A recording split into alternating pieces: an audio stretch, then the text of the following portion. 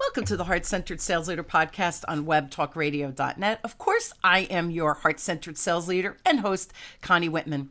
Now, I hope every week as you listen to the show and you listen to my guests and I share some tips and strategies that you start to look at sales from a perspective of care, respect, and love, not that icky, manipulative, sleazy kind of way of thinking.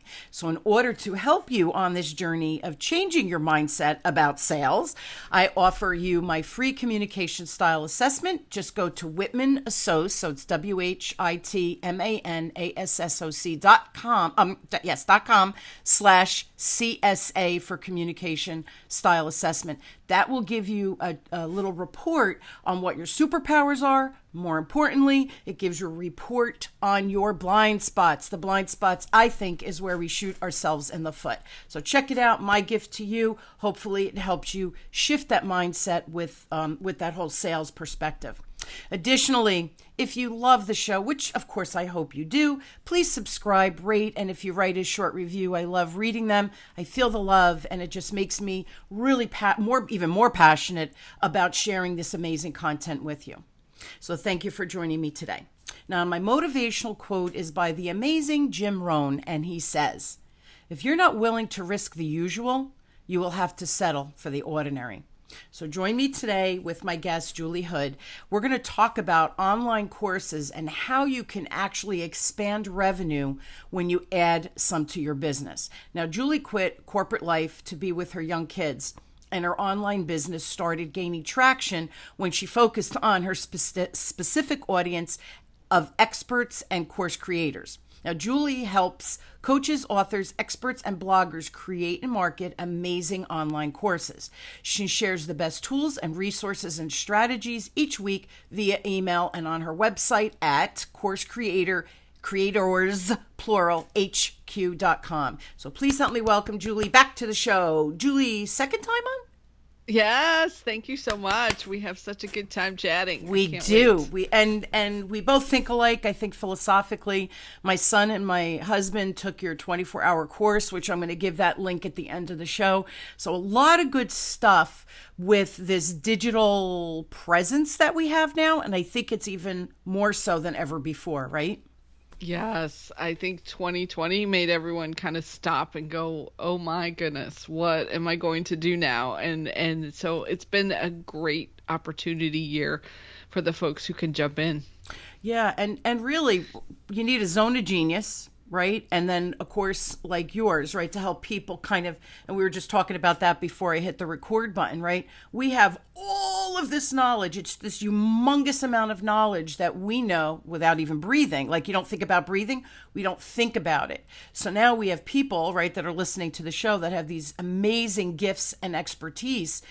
How do you bring it down into a course, a mini course, or even a longer course? So why do you think entrepreneurs and sales experts and business owners and really anybody in business now, I think, why should they consider like doing this pivot or shift to online? Oh my goodness. So thank you for asking that question. And I was in the shower, I was actually thinking about your audience because being the heart-centered entrepreneurs, Yes. I think one of the things that comes up is we just want to help people, right? We just want to get our messages out to make the world a better place. And so I could see your listeners completely using online courses to help more people. Because a lot of times you can set up an online course and it can run without you. So you don't have to have your one-on-one time in the training side of things. You're just giving out the knowledge as part of the course, and people can sign up at 10 o'clock at night and get started. They don't need your time. And then the other thing that I really like for coaches and consultants is that you can over deliver with an online course. Yeah. Because when you're trying to sell it, sell your services or sell what you're doing, you can say to people, "Hey, by the way, I've got this online course that has all this great material for you, and I'll throw that in with the consulting. So not only do you get coaching and consulting with me, you get my fantastic framework and my entire course that will walk you through all these different pieces." So it expands your revenue that way. Yeah, and it's definitely another revenue stream. But here's the thing that you said that really I think resonated with me, and I'm sure my heart-centered business people, right? Because I have a lot of corporate execs that follow me. I have a lot of business owners that follow me, but they're all heart-centered. I think that that is where they resonate from, not this kind of bossy, I'm going to tell you, I'm going to scream at you. They're not the people that follow me, and I don't want them following me. So these heart-centered people, I think that they fear that if I ask for the business, right, that's where that sleazy piece of the puzzle comes in, which is ridiculous.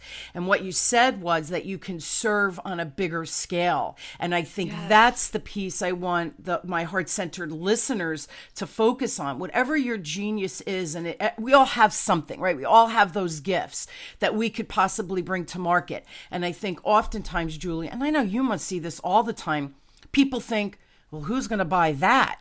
Because it's so commonplace to you, because it's your zone of genius, doesn't mean that the world doesn't need it. And I found this out because everything I did prior to 2020 was live. And then last year, this whole digital thing, right? I was forced into it in a good way. I mean, I say that in a good way. And I can serve on such a bigger scale that I just did my webinar workshop for my masterclass a few weeks ago. I had people from India, Italy, Switzerland, Australia. What? Like, what? So this serving bigger is really when your message resonates, it brings the right people to the table. The other thing I wanted to comment on, and you probably see this as well, my corporate clients are doing more digital things as well. For new hired onboarding, they can watch videos. And so you don't have to keep dragging people into a headquarters or a training room, that they could do it at their own pace, answer questions, quizzes, or whatever at the end. So you see a lot more, I see a lot more in the corporate realm that are also using this digital kind of mastery, which is brilliant. Yes, and I gotta say, as tough as last year was, it really helped people see the power. We are all Zoom experts now. Isn't that the truth? We might not have been if it didn't force us to do that. So one of the few golden nuggets from 2020. Yeah, and you're right. It was just a bad year, but gosh, there was so many good opportunities, and the technology was I think I grew exponentially. So I'm kind of me. I love you, like you. We love to learn. Now, here's another question. What if I'm not an expert, or I haven't won a ton of awards, so I don't have a lot of stuff after my name? Can you still make an online course, or do you really need to be able to shout from, "Look at me, I won all these awards"? Does it matter? It does not. And I love to use a story. If you don't mind, I will tell your listeners a story of why I believe this so strongly. So when I started college, I was a freshman in college from a very small town, and I went to a big university. My advisor put me into an advanced calculus class as a brand new freshman. And our instructor at the time was a professor, and he had to have been a professor for like 40 years. And he was just fascinated with the intricacies of calculus. So he would come in and do these long, elaborate problems on the board and be teaching us. And we were sitting in the classroom going, I'm so lost. I'm so confused. I don't understand. So one day he came running into class, and he's yelling at us, and he's like, you guys did so terribly on the test on Saturday. And because what would happen is we took the same test as the regular classes. And and because we were in the advanced class, you would think we should be able to do well on them, but we did terribly. And the reason was he did not know what it was like not to know calculus. And the other students had graduate students who were just a few years ahead of them that could remember, like, oh my, okay, now I know what it was like to not understand this and to learn it, and to need someone to walk me through it and explain it. So I am very big on, let's be just far enough ahead, or enough ahead that I can remember what it's like not to know. Because that not to know piece is so important. Yes, that is so true. So even if you are 2, 3, or 4 years ahead in the learning curve from somebody new, right, that has just heard your topic, you're an expert. You're an immediate Yes. expert. And it's funny with my banks, whenever I do my training, I always say, it's one of the first things I say. Most of the people, right, they've been in banking or some capacity of banking 3 years, 4 years, some 20 years, right? But even the 3 years. So I'll say, okay, who in this room is an expert? Julie, no one raises their hand, even on Zoom. And I go, for shame, for shame. You're all experts. Like, oh my goodness, you know more than the average bear walking in off the street or asking a financial question. You know what resources you have. Your customers don't, you do. So we are really good at putting ourselves down and not owning that level of expertise. Even if it's a small piece of expertise, you still have more expertise than the person who's just starting. I love that story. It is so true. So we walk in my shoes before you judge me. Yes. Right? That's exactly, the essence. Exactly. Yeah, I love that. And give yourself permission. Like, you can teach even if you're learning. You just need to be far enough ahead that you've got some answers and some solutions and you've gotten some success. That's exactly right. I heard somewhere, and I don't remember in my travels, right? Because I'm always online learning something. But somebody said the best learning happens when you put like a second grader, and in some of the schools they'll have you like sit or shadow a third grader, or have the third grader shadow the second grader. And of course the second grader looks at the third grader like, oh, you're so old and wise. They're third graders, right?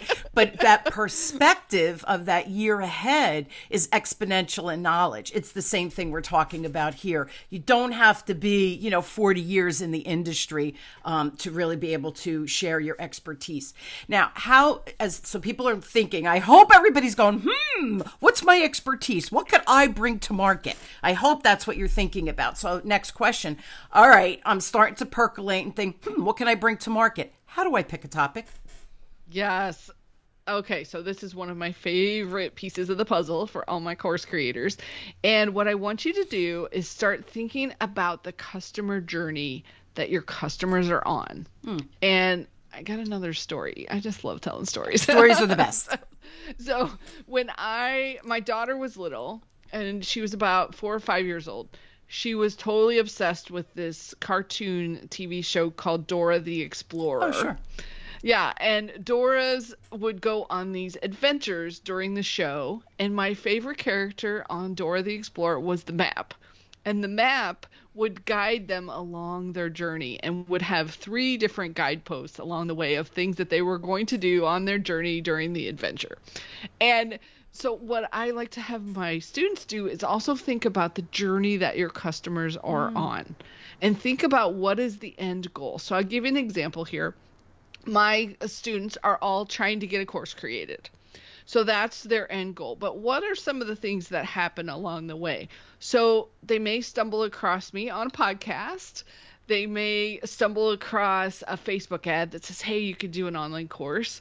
They may come across an article or an essay or something that talks about monetizing, and they start thinking about, wonder what this online course thing is all about. And then they start percolating on ideas. So they start thinking about what their ideas for their course could be. And then they start thinking about, okay, I'm kind of getting forward. Then they start, a lot of times we'll jump into the tech and start thinking about, what's this technology? Am I going to be able to deal with the whole tech side of things? Sure. So because these are all guideposts along the journey of my customer, I have created things to help them along the way. So I have a freebie that is your idea any good? That helps them right at that point. Then I have another freebie that's where should you host your online course? And then the goal, obviously, is they want to get that course created. So I have a program that teaches you how to do that. That's a 24-hour course creator. But I've mapped all this out in this journey and the different pieces. And so that's where I like people to start. If you're thinking about what your topics should be, think about your customers. What kinds of things are they thinking about? What are they learning? What are they stumbling across? What questions are they asking? So have you seen that working too with your audience and who you're working with? Absolutely. And it's funny because I love when I meet people and they go, I'm bad at sales. And I say, well, okay, because sales, my process, I have 7 steps. Well, under those 7 steps are a whole bunch of sub skills. So I giggle when people say I'm really bad at sales, or I think sales is pushy and icky. And I go, okay, which piece of sales? And they go, huh? Like, what are you talking about? And I said, well, do you go to your calls prepared? And they go, I think so. Well, we need to start with that. Forget about asking for the business. That is like over the mountain. You have to get up the mountain first with your client. You have to go on the journey with your client. So when people say sales, sales is a huge topic. It's how do I break it down to see where I am skilled and where I have little glitches happening so that I know where to dig in. But the client journey is at the core of where I can help people. So we have to understand who our client is, I think, before we can even understand what that journey looks like. So when you go back to what is your expertise, what are questions that people constantly ask you that why do they keep coming to you for information? There's your topic, right? That's the element, because they're on a journey and they go, Julie, you know about, how do you start that? Or they'll start asking you questions. That should be the light bulb moment of, I think I'm onto something here. I keep getting asked these questions. That could potentially be your topic. So I want to also share, yes, Jewel, my husband and son, they did the free course because they're creating an online course together, which I'm excited about for them, creating this little side hustle, side business. And they started with, what is the topic? How do you title it? All those things.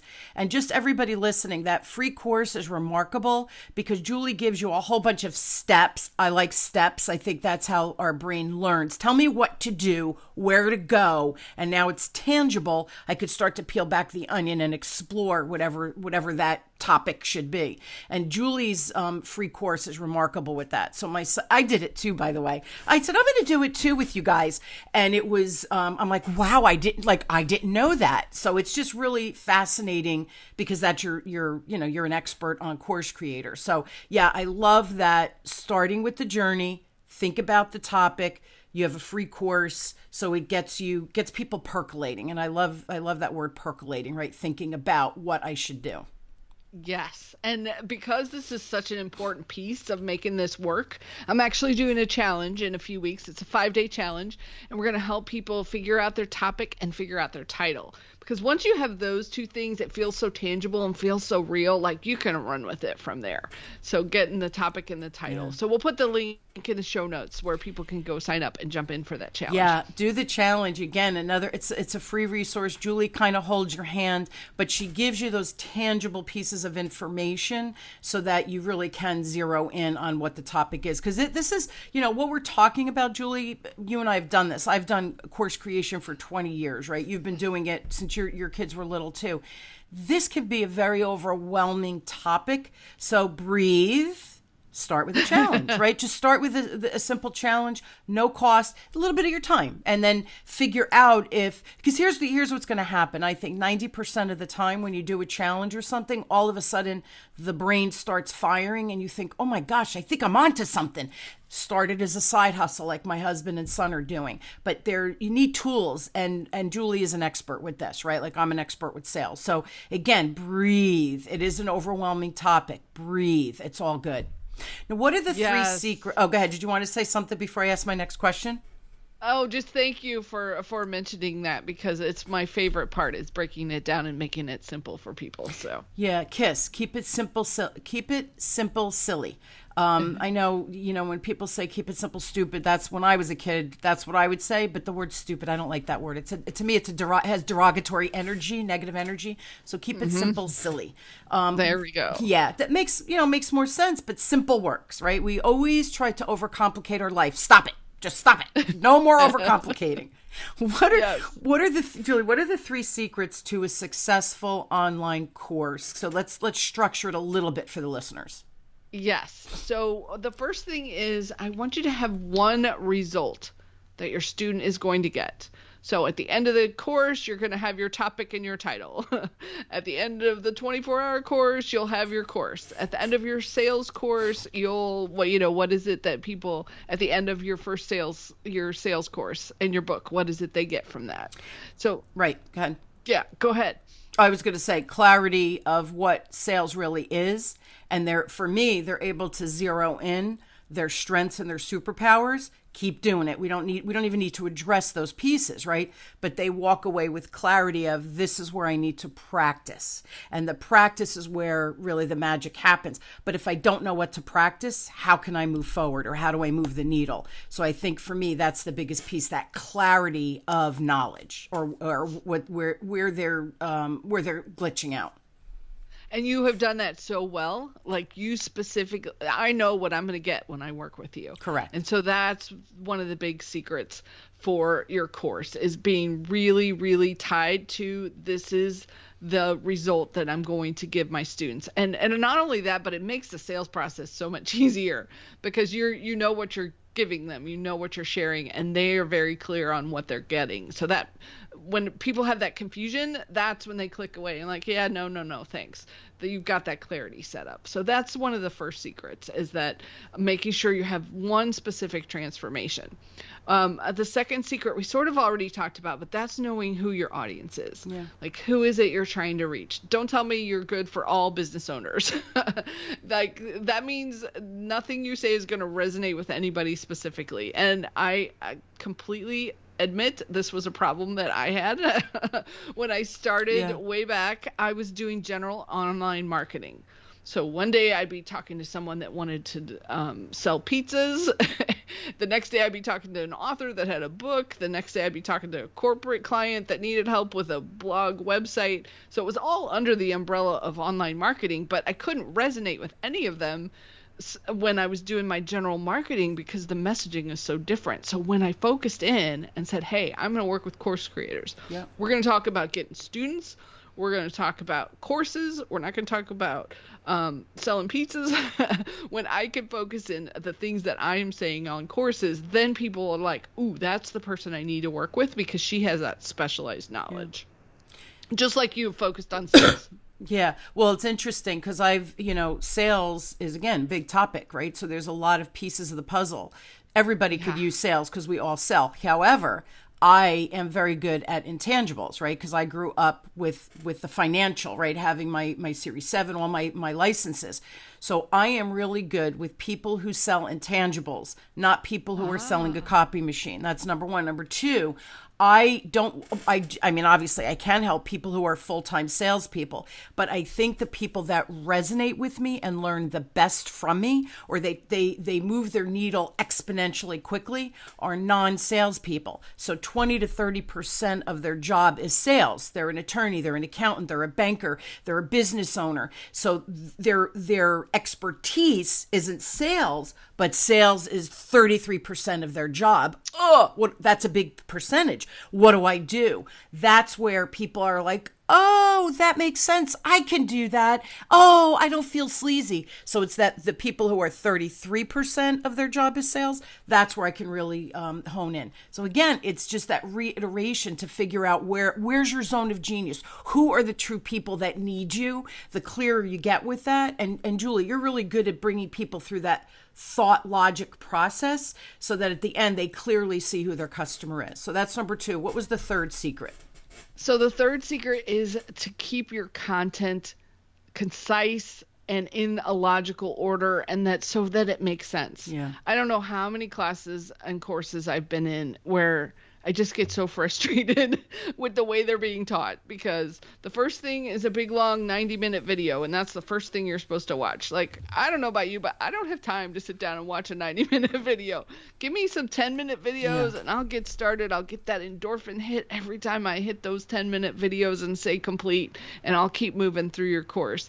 And then the other piece of it is that logical framework. Is sometimes people need help with this piece of it, because if you don't really think in the way of how does this build on top of each other, you might want to get some more feedback from one of your really organized, super organized friends that can help you with that. Because I was in another course the other day, and the person who was teaching it was like, oh, and this week I taught you about this, and I taught you about this, and I taught you about this, and it was the introduction video.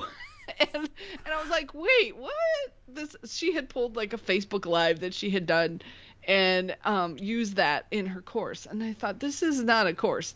You cannot just throw a bunch of Facebook Live or YouTube videos together and have it make sense. You want the steps to really make sense and get your person from where they are to where they need to be. Yeah, that's such, oh gosh, that's so important what you just said. And this makes me crazy, you know, for the past 20 years being in business, where I've been in training, and all they're telling you're going to walk away with all these skills, right? And then I sit through the training, all they've done is an information dump.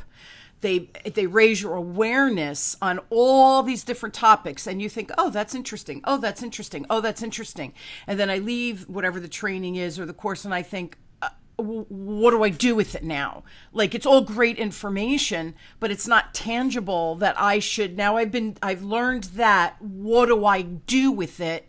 Versus just an information dump. What you just described, she shared some great information, but you know, people go back to their lives and nothing's going to change because they don't know how to take that first baby step. And I do, like, my videos and my training are anywhere from 8 to 15 minutes. And then you have one little skill or one little action step that you take. And then we debrief in the group coaching the next week. What worked? What didn't? Why? Do we need to dig in more? Right? So it's these bite-sized pieces of information. Everybody thinks more is better. Not always, right? I know. And I actually read an article about this, and they said apparently that our default, whenever we hear the word improve, our human default is that we want to add more. Ugh. So we're going to make it longer, make it bigger, you know, put more stuff in. And that really the talent is knowing what you can get rid of. And that's the hard part, is really figuring out, like, do I absolutely need this or not? Does my student really need this piece of it or not? So. Yeah, and it's hard, excuse me, because when we have this huge entrepreneurial mind, right? And I have 39 years of experience. Like, where do you start, right? So that's why sometimes I think we need help with, and I had not met you 20 years ago, but I took a bunch of courses on I know what I know. How do you bring that to people to learn and move the needle, right? Because for me, it's all about application and results. Information's great. How do I apply it? What's the result I'm going to get? And can I rinse and repeat and rinse and repeat and rinse and repeat? That's where the magic happens, right? But it's got to be in the results. So yeah, it's tough though, Julie. Everybody's listening going, oh, I have 30 years of experience. Where do I start? Right. So pick one piece of that journey. Pick one milestone along the way and start there. Start there with that one thing. And the best part is you can always add on lots and lots of more courses. Once people get going with you, they just want to keep going and get your next thing and your next thing and your next. Keep building, right? Build it and they will come. Again, make sure that there's a need before you build your course. That's another thing, right? Talk about that, because I know people go, oh, I love what Julie said. I'm going to build a course. Meanwhile, nobody wants that course. Right. So this gets into the biggest mistakes that I see people making. And one of them is that you do want to make sure that people are paying for the answer that you want to get for what your course is. And here's a few ways that you can kind of go out and look at that. First, go out to Google, type in your topic plus the word course, and see what shows up. And hopefully there's some courses already out there. And don't freak out if you see some courses that are already out there. And here's why. Everyone teaches in their own method and their own methodology and the way they share and the experiences they have. And so, for example, there's tons and tons of people who can help you with online courses. I'm just one of them. If you like the way I teach, you'll come work with me. If you don't, you'll find someone else that better fits with you. And that's great. That's why we can have lots of courses about the same sort of topics, because they are really sharing their knowledge and their experience and the way they resonate with their students. So that's one of the big mistakes, is not necessarily going out to see, is there a course out there yet? Because if there's not, that's when I pause and I'm like, that doesn't mean you don't have something unique that you could do. I just think it's going to be a little tougher, because you may have to first educate your potential students on why they need you. And that adds another level to the marketing and the sales pieces of it. So yeah, you want to see some courses out there already. Yeah, and I agree with you 100%. With my corporate clients, they meet me, and it's so funny because most of the times they don't know my price structure or anything, and they're like, yes, yes, yes, we need you. And other times, right, I don't get the business. Most of the time when I don't get the business, it's because I don't want the business. The values of the organization or the executive doesn't resonate with me. So I can't get up in front of their employees and say, hey, your leadership is so great, when I think they're kind of setting these people up for failure. So again, there's a values, like the right people will find you. The people who work with me are heart-centered. They want success for their people, right? They're leading through people in this really, really great way from a developmental perspective, not that punitive. The people who are screaming at their employees, I won't work with them. I won't resonate with them though, because they're like, oh, she's too nice, that kind of thing, because they think that you have to be punitive and bossy and kind of aloof. And that's just not who I am. So the people will find you that you should. So even if there's other people doing the program, don't be afraid, because your tribe, your community, your people will find you. I really, really believe that. And think about it, Julie, and everybody listening. You've bought, you've worked with, you've done online programs, you've read books. Why are you choosing? There could be 1,000 books on the topic. Why did you choose that author? Or why did you choose that vendor to buy from, or that store to go to? Think about that, and that will tell you the kind of people that you want in your orbit, and that's who you'll absolutely attract. I totally believe that. Any other big mistakes that you see? So we've sort of touched on them, but one of the big ones I think is not keeping your lessons succinct. and it's so much easier to just kind of get on and start spewing. And it's so much better when you can keep the lessons succinct and short and helpful. And then you said something earlier, and I hope everyone caught this. You give your information, and then you give the instructions at the end of here's your assignment, and here's how we're going to work with this. Yep. And that's piece of it. An online course is not just information, it's the action that your students are taking, and so important. And so sort of connected to this, that your students will love you. I want to share the secret with your audience. Your students will love you if you do this. And that's creating a cheat sheet, almost like a Cliff Notes version of a lesson, where you have the different bullet points of what it is you're teaching. Like really give the lesson in almost a bullet point sort of short format, with the homework and the assignment at the end. Because what happens is a lot of times you'll get in your course people at different levels. There might be some that are brand new that need to watch everything, but you may get some people who have some experience. Yep. And so I had this happen. I was in my second podcast class. So I had a little bit of knowledge, but I was trying to pull out all the good stuff from this second instructor. So he had these cliff notes on each of his video lessons. And I would go through and I'm like, okay, this one is all about equipment. And he gave all the information in the cliff notes. But I already had my equipment. So I was like, I don't really need to watch that lesson. I'm going to just skip that one and go on to the next one. And as a student who is busy, I love that, because it saved me time. So do that for your students. Keep your lessons succinct and summarized. Yeah, I do that. I give them a workbook. So as they watch the video, it's like forcing them to take notes, because another thing from learning, hearing, watching the video, and then physically writing or typing into the document, it's just another way for them to digest the information. It's, again, a 10-minute video, 8-minute video. And then the action step, I give directions. I talk the directions in the video. Then I have it written out, and then I have a worksheet for them to fill in. So it breaks down. This is what you've learned.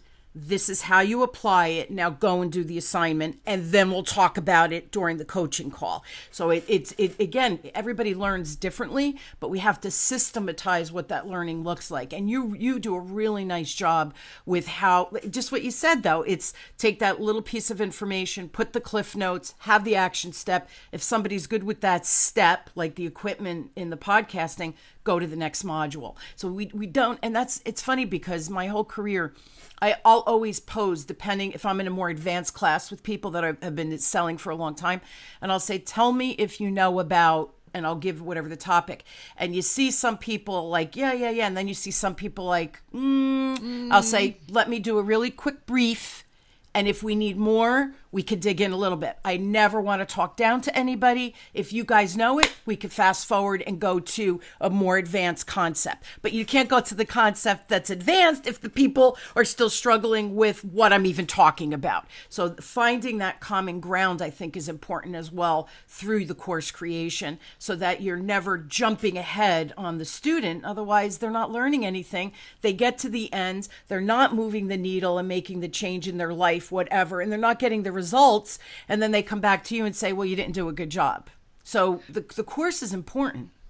Yeah. So let's just make it as easy as possible for your students to get through. Yeah. So I love how not just get through, but get through applying and getting the results. Because if nothing changes, Julie, why did they go through our course? I cannot waste people's time. That makes my brain explode because we're so busy. So if somebody trusts me with their time, I'm going to over deliver, but you are going to walk away, you're going to get huge results financially, emotionally, systematizing things that you didn't think you needed to systematize, right? It's all about progression in wherever you are. You need to make advancements with me. Otherwise, why did you spend time with me? I didn't do my job. Exactly. Yeah. Love that. Yeah. I knew we were on the same page about all of these things. It's crazy. It's just crazy. We've been doing it a long time, and we're successful at doing it because we've really perfected the system of course creation. More importantly, the course, but the delivery, so people get the results. You and I are about the results, and I think that's the important piece of the puzzle. Just don't learn for the sake of learning. How can you apply it and get results in your life, real results in your life, whatever that means to you in relationships, financially, career, you fill in the blank. Now, we're out of time, but guys, here's the deal. I know you need more Julie. Pick her brain, man. She's brilliant. She gives you a bunch of free stuff so that you can test her to see if she's a good fit for how you learn. Okay, we talked about that. You'll find the right people. The right people will find you. So go to Course Creators, plural, HQ, headquarters, HQ.com. Also, if you have specific questions, email Julie at coursecreatorshq.com. Julie Hood.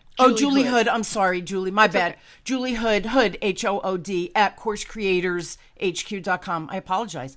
I had it written right. My brain just was fast forwarding, clearly.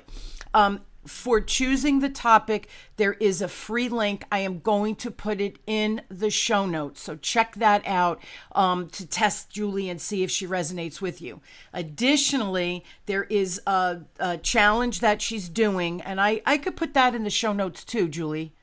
Yes, absolutely. The challenge, right? That. The challenge link. So you guys, there's free resource. There's a challenge. Again, all of that's free. Start with the challenge. It'll get you really, really focused on what the path looks like.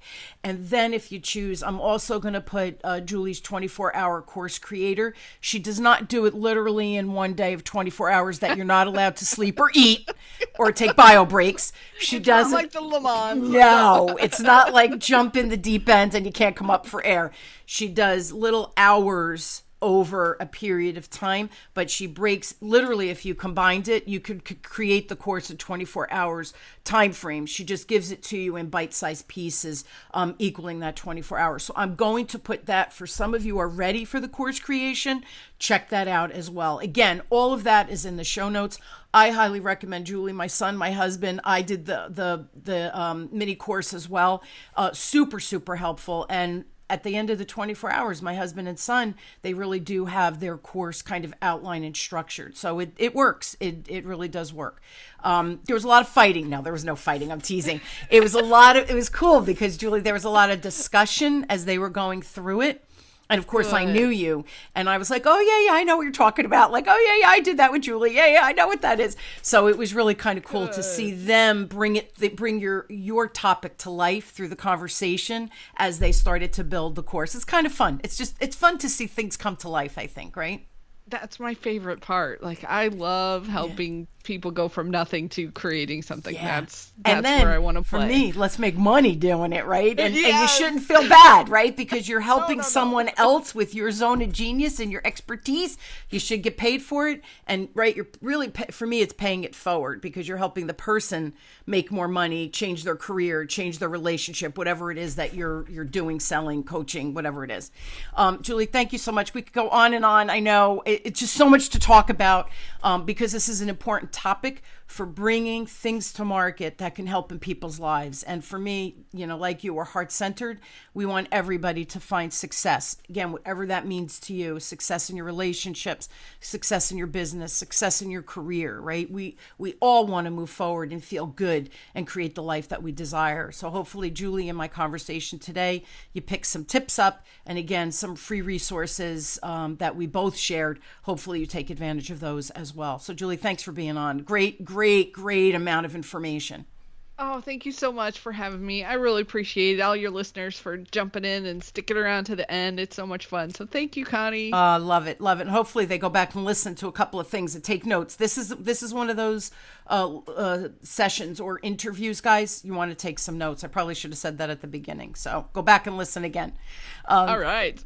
Thanks, Jewel, for joining me and being such a great guest. And all of you, thank you so much for joining me weekly as we question, build, and discover together that sales, no matter where you are in your career, there's got to be a sales component. Please let me help you on that journey from not being sleazy, icky, or pushy, because that's disgusting, to really coming from this place of love, care, and respect. And it's easier than you think. And the world needs us. The world needs these heart-centered business people so that we can share the wealth, make change, and do it from a place of love, care, and respect. So thank you for joining me on the Heart-Centered Sales Leader podcast with me, your heart-centered sales leader and host, Connie Whitman, on webtalkradio.net.